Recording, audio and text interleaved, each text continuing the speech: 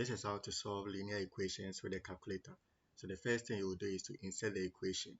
So we have 5x. So with the x, we press on the alpha, make sure that it's activated here. Then you press on the close bracket, minus 9.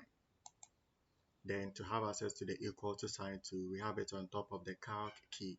And that color is the same as the alpha. So you press on alpha and the calc key, 3x plus 7.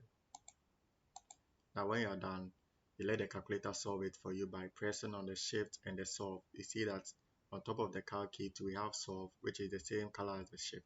So you press on the shift, make sure it is activated here, then you press on the calc key. Now the calculator then asks you solve for x. So always the value that you see here, it is not the value for x. So when you see something like this, you then press on the equal to.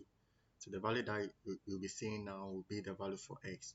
So the value for x again, by pressing on the equal to sign, is 8. So we move on to the second question. So the second question, you will see that we have a different variable, which is a. Now the calculator only understands the equation in terms of x, so you assume the value for a as x. So let's do that by inserting the equation. So we have 1 over 2 bracket open x over 3 plus 1 bracket close is equal to x over 4 minus 2. When you are done, then you press on the shift and the calc key. So you see that this is an answer for question number 1. So anytime you see any value over here, you have to press on the equal to confirm the one that you are dealing with.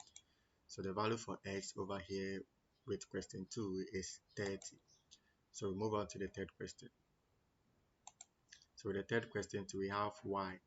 So we are going to substitute y as x. Okay, so we have 2 over 3 bracket open 3x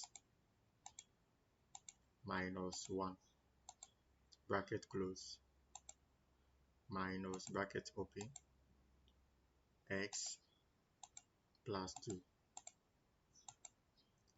All of this is equal to 1 over 2.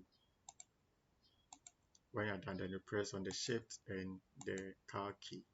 You now press on the equal to sign again.